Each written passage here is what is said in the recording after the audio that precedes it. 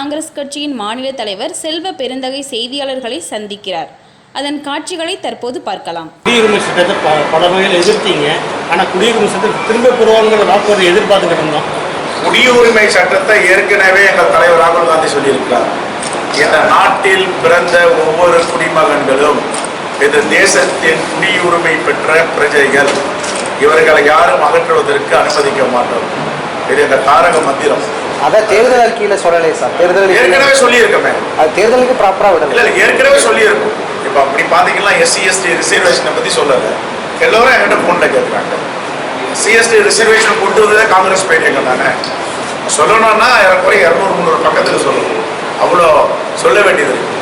முக்கியமானது எடுத்து ஏற்கனவே நாங்கள் NRC CAAக்கு எதிராக வாக்களிச்சிருக்கோம். ஒருபோதும் அதை ஆதரிக்கவில்லை. அதை ஆதரித்த கட்சிகள் 2 கட்சி தமிழ்நாட்டில். கொண்டு வந்த கட்சி பாஜக, ஆதரித்த கட்சி அதிமுக, பாமக.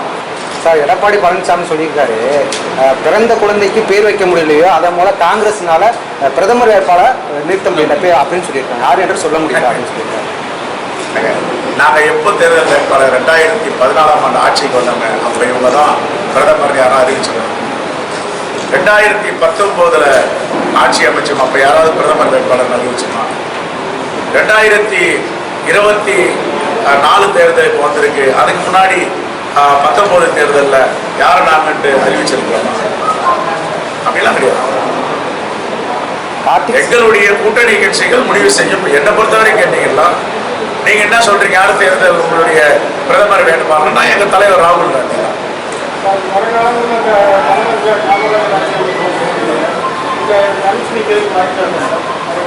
கண்டிப்பாக எங்களுடைய இலக்கிய பெருந்தலைவர் காமராஜர் ஆட்சி தான். நான் மாற்றுக்கிறது இருக்கு.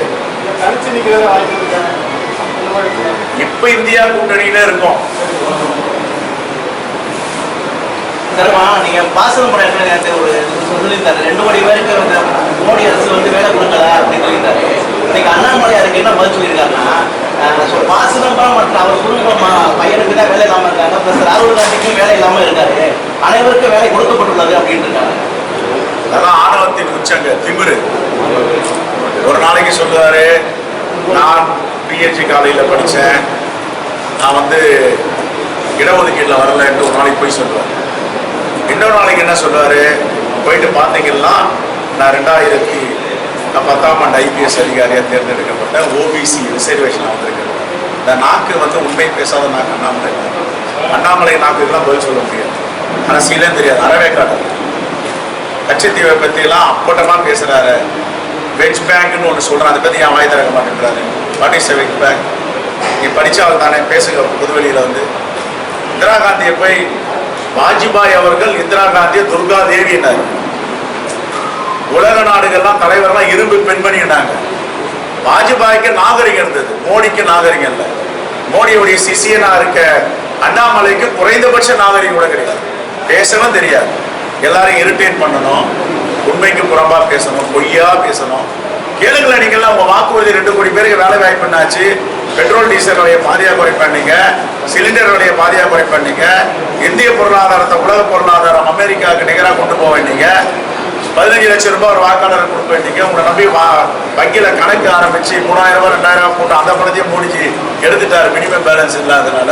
அதெல்லாம் கேளுங்க நீங்க அவரை.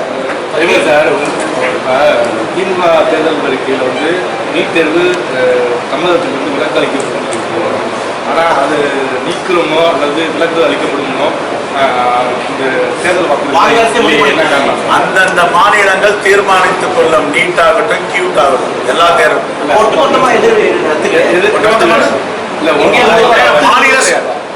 மாநிலத்துடைய அதிகாரத்தை பாஜக பறிக்கும். அந்த உரிமையை மாநிலத்துக்கு கொடுக்கும். உனக்கு வேணும்னா வச்சு, சில மாநிலம் வேணும். நாங்கள் full infrastructure what is the need சொல்லுங்க. ஒரு யூனிஃபார்ம் சிலபஸ், CBSE, தமிழ்நாடு பாடத்திட்டம், மெட்ரிகுலேஷன், இது எல்லாமே யூனிஃபார்ம் பாடத்திட்டமா ஒரே சீரான கல்வி வந்த பிறகு நீட்டை நாங்கள் கொண்டு வரோம் அப்படின்னா அம்மையார் ஜெயலலிதா சொன்னாங்க, விட மாட்டோம். அவங்க உயிரோட வரைக்கும் நீட்டை கொண்டு வரலாம். எடப்பாடி பழனிசாமி வந்த பிறகு போய் கையெழுத்து போட்டு நீட்டை கொண்டு வந்துட்டாங்க. அப்போ இப்போ நாங்கள் என்ன சொல்றோம்னா, அந்தந்த மாநில அரசுகள் மாணவர்களுடைய ஒப்புதலோடு வேண்டும்னாலும் வச்சுக்கலாம், வேண்டாலும் விட்டுக்கலாம். அதான் நாங்கள் சொல்லியிருக்கோம், மாநிலத்திற்கு அதிகாரம். பாஜக தரப்பு வந்து என்ன சொல்லியிருக்காங்கன்னா, இதே நீட்டை வந்து ஆதரவு தெரிவித்து நம்ம பாஸ்கமரத்தோட மனைவி வந்து கோர்ட் வாசல்ல இருந்து கத்துனாங்க. அப்போ எங்க ஏன் திமுக அதாவதுங்க, அவங்க ஒரு வழக்கு இருக்கு, அவங்க வழக்காடுறாங்க. எங்க தலைவர் சிதம்பரம் சொல்றாங்க நீட்டு வேணும்னு, அவர் தான் எங்க தலைவர், அந்த மாதிரி எங்க தலைவர். அவங்க வந்து ஒரு அவருடைய துணைவியா ஒரு சிறப்பு வழக்கறிஞர், அவர் சீனியர் வழக்கறிஞர், அவருடைய தொழில் அவர் பண்றாங்க, அது வந்து அவரோட ப்ரொஃபஷன். அதில் போய் நம்ம தலையிட முடியும்.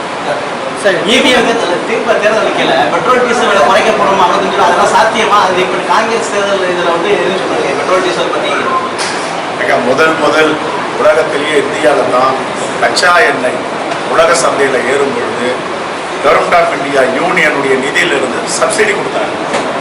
Indian oil corporation, Bharat petroleum, Hindustan petroleum, ONGC மூலயமா எல்லாருக்கும் வந்து சப்சிடி கொடுத்தாங்க. 5 லட்சம் கோடி 10 லட்சம் கோடி. இந்த இழப்பீடை கம்பெனிகளுக்கு ஆயில் கார்பரேஷன் நாங்கள் கொடுக்குறோம், நீங்கள் மக்கள் மேலே சுமையை சுமத்தாதீர்கள். அதே மாதிரி அதிமுகவோட ராஜன் செல்லப்பா சொல்லியிருக்காரு வந்து சிறு கட்சிகளை ஒன்றிணைத்து வந்து இபிஎஸ் வந்து பிரதமர் வேட்பாளராக அறிவிப்பு அது சொன்ன ஒரு கருத்து. காவேரியில் தண்ணீர் தந்து விட முடியாதுன்னு கர்நாடகா அரசு சொல்லியிருக்குது, அதை பற்றி சார், காவேரி விஷயத்தை பொறுத்த வரைக்கும் உச்சநீதிமன்றத்தினுடைய தலையீடு, காவிரி ட்ரிபியூனல், மேலாண்மை வாரியம், இது இல்லாமல் அவங்க ஒரு முடிவு எடுக்க முடியும். சும்மா அரசியல் பண்ணிட்டு இருக்காங்க கர்நாடகாவில். தமிழ்நாட்டுடைய உரிமை தமிழ்நாடு காங்கிரஸ் கமிட்டி பாதுகாக்கும். எங்களுடைய டெல்டா பகுதி விவசாய மக்களுக்காக நாங்கள் போராடுவோம். எங்கள் உரிமையை ஒருபோதும் விட்டு கொடுக்க மாட்டோம். உச்சநீதிமன்றத்தில் வழக்கு இருக்கு. அடிக்கடி நம்முடைய நீர்ப்பாசனத்துறை அமைச்சர் சொல்லியிருக்காரு, உச்சநீதிமன்றம் அனுமதி இல்லாமல் ஒரு செங்கல் கூட எடுத்துக்க முடியாது. இல்லை, அந்த காங்கிரஸ் மோடி ஜம்மு காஷ்மீர் பிரச்சார கூட்டத்தில் நேற்று வந்து காங்கிரஸாக இந்த நாட்டுக்கு அவப்பேரு, காங்கிரஸ் இந்த நாட்டை விட்டு தொடர்ச்சி உங்களோட கருத்து. இது வரைக்கும் காங்கிரஸ் ஆட்சியில் ஐநா சபையில் இருந்து ஒரு கண்டிப்போ, ஒரு கண்டனமோ, ஒரு எச்சரிக்கை வந்திருக்கா? முதல் முறையாக இந்திய வரலாற்றில் ஐநா சபை எச்சரிக்கை விடுத்திருக்கிறது. இங்கே என்ன ஆட்சி நடக்கிறது, ஜனநாயகத்தின் அடிப்படையில் ஆட்சி நடக்கிறான்னு கேட்குறேன். ஒரு தேர்தல் நடைமுறைக்கு வந்த பிறகு ஒரு பிரதான தேசிய கட்சியுடைய வங்கி கணக்குகளை முடக்குவது, அவரோட பணத்தை கேட்காம கொள்ளாமல் திருடுவது, திருட்டுக்கு சமாதானம். அது உங்களுடைய வங்கியில காசு உலையில உங்க கையை பெருமாள் எடுக்க முடியுமா? அதுக்கு சட்ட விதிகள் இருக்கு. ஒருத்தர் சரியான நேரத்தில் கணக்கு வழக்குகளை தாக்கல் செய்யறதா, ரிட்டர்ன் ஃபைல் பண்ணலன்னா 10,000 ரூபாய் அபராதம். அரசியல் கட்சிக்கு அது கூட கிடையாது, விலக்கு. அதான் இங்க ஐநா சபையில் தீர விசாரித்து ஆய்வு செய்து சட்ட ரீதியாக இதெல்லாம் கவுன்சிலில் வச்சு தான் எச்சரிக்கை விடுத்து. ஒரு ஜனநாயக நாட்டில் நடக்கிறது வருத்தத்தக்கது, எச்சரிக்கிறோம். தேர்தல் நேரத்தில் வந்து எதிர்கட்சிகள்லாம் முடக்கிட்டு இவர் அதிபராட்சி பண்ணுவாரா? வடகொரிய அதிபர் மாதிரி, சீனா அதிபர் மாதிரி? அப்படித்தானே இவர்களுடைய போக்குலாம். முதலமைச்சர்களை போய் கைது பண்ணுறது எந்த விதத்தில் சரி? உங்களுக்கே தெரியும், உச்ச நீதிமன்றம் டிகே பாசுடைய வழக்காகட்டும், கிருஷ்ணய்யர் வழக்காகட்டும், தெளிவாக சொல்லிடுவோம். கைது என்பது எப்பொழுது எடுக்கணும்? ஒருத்தன் பிடிச்சி ஜுடிஷியல் கஸ்டடிக்கு அனுப்பணும்னா இந்த வழக்கு எக்ஸ்பிரஸ் எஃப்ஐஆராக இருக்கணும், இல்லைன்னா அந்த நாட்டுக்கு துரோகம் செய்கின்ற வழக்காக இருக்கும். சிறிய சிறிய வழக்கெல்லாம் பிடிச்சி உள்ள போடக்கூடாது. இப்போ அரவிந்த் கெஜ்ரிவால் நாட்டை விட்டு ஓடி போயிடுவாரா? நீ சார்ஜ் ஷீட் போட வேண்டியதானே? குற்றப்பத்திரிகை தாக்கல் பண்ணி தண்டனை வாங்கி கொடுங்க. எல்லோரும் சிரமத்துக்கு உள்ளாக கொண்டு மிரட்ட வேண்டும், முரட்ட வேண்டும். தலைவர்கள்லாம் உள்ள வச்சுட்டு ஒரு தேர்தலில் நின்று வெற்றி பெற்று வருவதற்கான சூழ்ச்சிகளை பண்ணால் மக்கள் அதெல்லாம் ஏற்றுக்கொள்வார்களா? ஆல் ஓவர் இந்தியாவில் எப்படி சார் கூட்டணி? ஆல் ஓவர் இந்தியாவில் எழுச்சியாக ஆனூர்னு சொல்கிறாங்க பிஜேபி. வந்து இறக்காது அப்படியே உள்டாவா சொல்லுவாங்க. இந்தியா கூட்டணி 400க்கு மேலே கடைசியில் தான் எம்எல்ஏ எம்பி கட்சி தாவனா பதவி விலக்கும்படி கடுமையான சட்டத்திருத்த கொண்டு சொல்லியிருக்கீங்க. ஏற்கனவே கட்சி தாவல் சட்டத்திட்டம் இருந்துச்சு. உங்கள் கட்சியிலேருந்து சில பேர் போகிறாங்க வராங்க. இது எப்படி பார்க்குறீங்க? இந்த சட்டம் கொண்டு வந்தால் நடைமுறைக்கு சாத்தியப்படுமா? மகாராஷ்டிராவுக்கு நடந்துச்சு. பிரதான கட்சி சிவசேனா உத்தவ் தாக்கரே தலைமையில் இருக்கு, பால் தாக்கரே. ஆனால் ஷிண்டே கொஞ்சம் எம்எல்ஏ கூட்டிட்டு போனார். என்ன தீர்ப்பு கொடுத்தாங்க தேர்தல் ஆணையத்தில்? பிரதான கட்சியை விட்டுட்டு ஒரு பிரிவினைவாதியை, கட்சியை துண்டாடிய, கட்சியை உடைத்த ஷிண்டேக்கு அங்கீகாரம் கொடுத்தாங்க.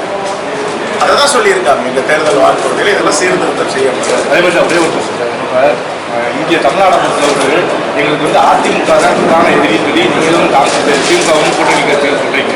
ஆனால் பிரச்சாரங்கள் எல்லாமே பார்த்தீங்கன்னா மத்திய அரசு பிஜேபி அரசு தான் பிரச்சாரம் பண்ணுறீங்க. இப்போ இதில் எது வந்து உங்களுக்கு கரெக்டாக எதிர்கட்சி? தமிழ்நாட்டுடைய உரிமைகளை பறித்தவர் மோடி, பாஜக. பறிப்பதற்கு துணையாக போனவர் எடப்பாடி. ரெண்டு பேரையும் ஒரே அளவுகளை தான் பார்க்கணும். இவருக்கு வாக்கு போட்டாலும் ஒன்று தான், அவருக்கு வாக்களிச்சாலும் ஒன்று தான். ரெண்டு வாக்கு செல்லாத வாக்கு தான் தமிழ்நாட்டில்.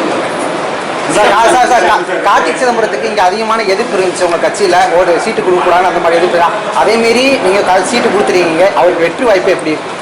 பிரமாதமாக இருக்கு, பிரகாசமாக இருக்கு. அவர் 3வது முறை தேர்தல் களத்தில் இருக்கிறார். தனியாக நின்று ஒரு முறை வெற்றி வாய்ப்பு எடுத்திருக்கிறார். கடந்த முறை வெற்றி பெற்றிருக்கிறார். எப்பொழுதும் வெற்றி பெறப் போகிறார் மிகப்பெரிய வாக்குகள் வித்தியாசத்தில். இது காங்கிரஸ் என்பது ஒரு சமுத்திரம், கடல் அலைகள்லாம் இருக்கும். அப்புறம் அலைகள் ஓஞ்சிடும். இன்னும் ஒரு 2 நாள் ஓஞ்சிடும். அப்போ இப்போ வரைக்கும் இல்லை உள்ள இந்தியா கூட்டணி இந்தியாவில் எப்படி இருக்குது நீங்க சொல்லுங்க. இந்தியா கூட்டணி ஒரு சர்வாதிகார ஆட்சியை வீழ்த்தி விட்டு ஜனநாயகம் மலர போகுது. மக்கள் எல்லாம் ஜனநாயகத்திற்கு வழிவகுத்திருக்கிறார். அதனால இந்தியா கூட்டணி 4 இடங்களுக்கு கல்வி கடன் வந்து 4% ரத்து பண்ணிருக்கீங்க. விவசாயிகள் பத்தி தேர்தல் அறிக்கையில் காங்கிரஸ் விவசாய கடன் தள்ளுபடி இல்லையா? ஏற்கனவே 5 கேரண்டி நாங்கள் தலைவர் ராகுல் காந்தி அறிவிச்சார். முதல்ல வந்து விவசாயிகளுக்கு மினிமம் சப்போர்ட்டிங் ப்ரைஸ் எம்எஸ்பி. ரெண்டாவது அவங்களுக்கு பாதிப்பு ஏற்பட்டா ஒரு குழு அமைத்து 30 நாளுக்கு தீர்வு. விவசாய கடன் தள்ளுபடி தொடர்ந்து நாங்கள் தான் பண்ணிட்டு இருக்கோம். அதாவதுங்க இது ஒன்று ஒன்றா சொல்லிட்டு வராங்க. ஏற்கனவே 5 கேரண்டி வெளியில் வந்துட்டாங்க. நாங்கள் கடந்த வாரம் சென்னையிலேயே அதை வெளியிட்டோம். இப்போ ஷெட்யூல் காஸ்ட் ஷெட்யூல் ட்ரைப் அசோசியேஷன்லாம் ஃபோன் பண்ணி எங்களை விட்டாங்களேன்றாங்க. எப்படி விடுவாங்க? யாரையும் விட மாட்டாங்க. சார், தேர்தல் பிரச்சாரத்தில் தலைவர்கள் வந்து பொதுமக்கள் வாக்காளர்கள் வந்து எதிர்கேள்வி கேட்குறாங்க. அது வந்து ஒரு பிரச்சனையாக வந்துட்டு இருக்கு. அதை எப்படி பார்க்குறீங்க? இது ஜனநாயக நாடு, எதிர்கேள்வி கேட்கணும். கேட்கறதா நல்லது. என்னையும் கேட்கணும், எல்லாரையும் கேட்கணும். ஆனால் மோடியை கேட்க முடியாது. கேட்டால் உள்ள பிடிச்சி போட்டுருவார். அமலாக்கத்துறை நாங்கெல்லாம் கேட்டால் ரசிப்போம். கேளுங்க, சொல்லி கொடுங்க, என்ன தெரிஞ்சுக்கணும். Okay, thank you.